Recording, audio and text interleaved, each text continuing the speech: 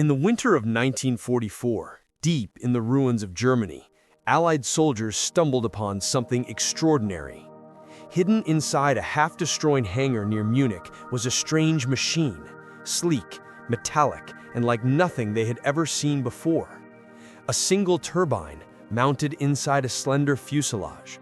No propellers, no pistons, just a hollow tube that could scream its way through the sky. It was a jet engine, the technology that had powered Germany's secret weapon, the Messerschmitt Me-262, the world's first operational jet fighter. To the men who found it, it looked alien. To the engineers back home, it looked like the future. But the story of how Britain's Rolls-Royce would come to master and nearly be destroyed by that same technology begins long before the wreckage of Germany's dreams. In 1929, Rolls-Royce was a company built on pride and perfection. Their name was a synonym for luxury, their engines hand-assembled, their cars symbols of wealth and elegance. But behind the polished chrome and silent rides, another Rolls-Royce existed, the one that lived in the roar of aircraft. By the 1930s, Rolls-Royce's Merlin engine had become the beating heart of British aviation. It powered the Spitfire, the Hurricane, and the Lancaster bomber, machines that would carry Britain through its darkest hours. When the Battle of Britain came, it was the Merlin's growl that filled the skies. And with every victory, Rolls-Royce's legend grew. But wars end, and industries change. By the early 1940s, a quiet revolution was beginning in the back rooms of British laboratories. One man led it, Frank Whittle. Whittle was a Royal Air Force engineer, brilliant, restless, and constantly underestimated.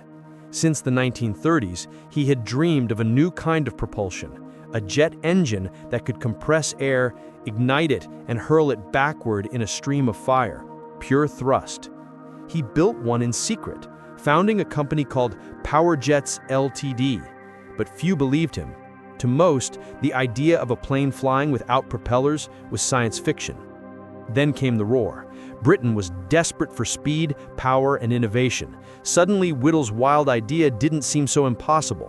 In 1941, his jet engine roared to life, powering the Gloucester E-2839, the first British jet aircraft. For a brief moment, Whittle had changed history. But his company was small, underfunded, exhausted. By 1944, PowerJets was on the brink of collapse. The government stepped in and quietly took control of his designs. Whittle's genius was absorbed into the system, and soon into a corporation that knew how to build engines on an industrial scale, Rolls-Royce. Some call it acquisition, others theft. Whittle called it betrayal, but history would call it destiny. When the war ended in 1945, Britain stood victorious, but broke. Its empire was fading, its economy shattered.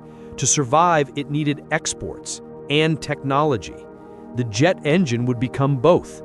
Rolls-Royce engineers, now armed with Whittle's blueprints and Germany's captured MiG-2062 engines, began to fuse the best of both worlds.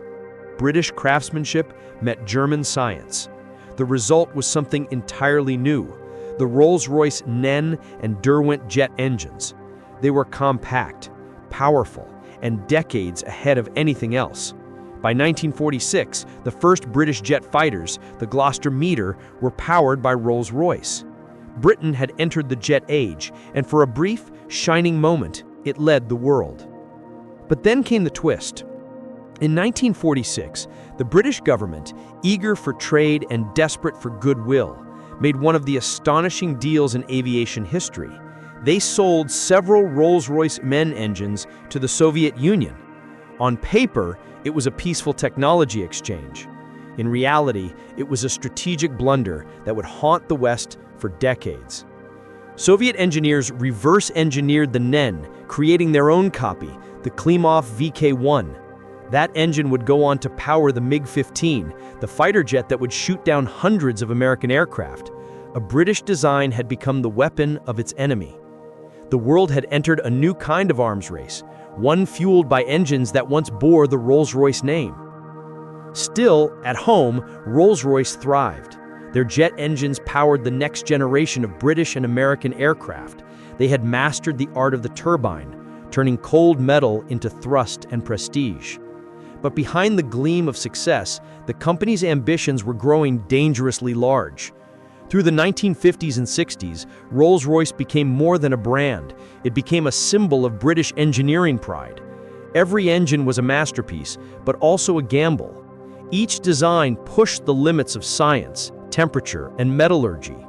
The engineers weren't just building engines, they were defying physics itself. They produced legends, the Avon, the Conway, the Olympus that would later power the Concorde. Each new model promised speed, altitude, and power like never before. But each also came with cost and risk. In the boardrooms, ambition grew faster than caution. Rolls-Royce wanted not just to build engines for military jets, but to dominate commercial aviation. The future wasn't warplanes anymore. It was airliners, big, sleek civilian jets carrying passengers across oceans. By the late 1960s, airlines wanted engines that were quieter, more efficient, and more powerful than anything before. Rolls-Royce promised them exactly that. A new engine, a new technology, a new age. Its name, RB211, and it would nearly destroy them. In 1966, a promise was made that would define Rolls-Royce's future, and nearly end it. The company signed a contract with Lockheed in America to develop a revolutionary new jet engine for the L-1011 TriStar, a wide-body airliner designed to compete with Boeing and McDonnell Douglas. The engine had a name that sounded simple, RB211, but inside it lay the most complex technology ever attempted. Rolls-Royce promised performance no one else could match. 3 shafts instead of 2, new bypass airflow for higher efficiency, quieter thrust, and a new material, high fill, a lightweight carbon fiber composite for the fan blades. It was innovation at the edge of science, and it was a gamble that would cost them everything. At first, the future looked certain. By 1968, the TriStar was being hailed as the next great leap in aviation. But in the test stands at Derby, England, engineers began to hear the first whispers of failure. The high-fill blades, Rolls-Royce's great invention, couldn't handle the pressure. At high speeds, they shattered. At extreme temperatures, they warped. And every time an engine exploded in testing, so did the company's confidence. Each failure meant months of redesigns. Each redesign meant millions in losses. The contract with Lockheed was fixed price, no room for overruns, no second chances. By 1969, Rolls-Royce was burning through cash faster than it had ever earned it. The British government had supported the project with loans and guarantees, but even that wasn't enough. The RB211 was a masterpiece in theory and a catastrophe in production. Lockheed, too, was in trouble. Their entire L-1011 TriStar depended on that one engine. If Rolls-Royce failed, the aircraft would die, and with it, thousands of American jobs. 2 great industries, one British, one American, were tied to the same collapsing dream. In 1970, the numbers stopped making sense. Rolls-Royce had lost control of its own creation. Costs were doubling every year. Deadlines were vanishing into smoke, and the world was beginning to whisper what no one wanted to admit. The greatest name in engineering was going bankrupt. By February 1971, the inevitable happened. Rolls-Royce, the pride of British engineering, the company that had powered Spitfires and built empires, collapsed. On February 4, 1971, it was declared insolvent. The British government stepped in, nationalizing the company to prevent its total destruction. It was an act of desperation and survival. For the first time in history, Rolls-Royce was no longer a private enterprise. It belonged to the state. The newspapers called it the death of a legend. Engineers called it the end of an era. But inside those same factories, a few refused to give up.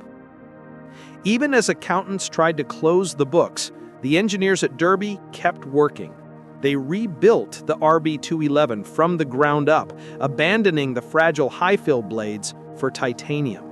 They redesigned the core, balanced the turbines, refined every bolt, every curve, every blade. They were building not just an engine, but redemption. And it worked. By 1972, the new titanium-bladed RB211 finally ran at full power. The TriStar flew. And with it, Rolls-Royce began to rise again, slowly, painfully, but unmistakably. The engine that had nearly killed the company would become the foundation of its future. The RB211 evolved into an entire generation of turbofans, the Trent series, which would go on to power Boeing 777s, Airbus A350s, and countless aircraft across the globe. The failure had become the turning point. The ruin had become rebirth. In 1987, after 16 years under government control, Rolls-Royce was finally privatized again. It re-emerged leaner, stronger, and determined never to repeat its past mistakes. The world that had watched it collapse now watched it dominate once more.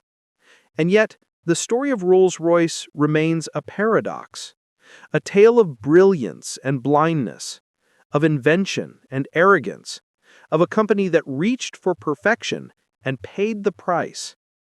From the ashes of Whittle's dreams to the roar of the RB211, Rolls-Royce had lived through the extremes of human ambition. They had stolen the jet engine and nearly lost themselves to it. But in that loss, they found something even greater. Not perfection, not profit, but purpose. Because in the end, every engine they built carried a single truth, carved in steel and flame. Progress is born not from success, but from survival.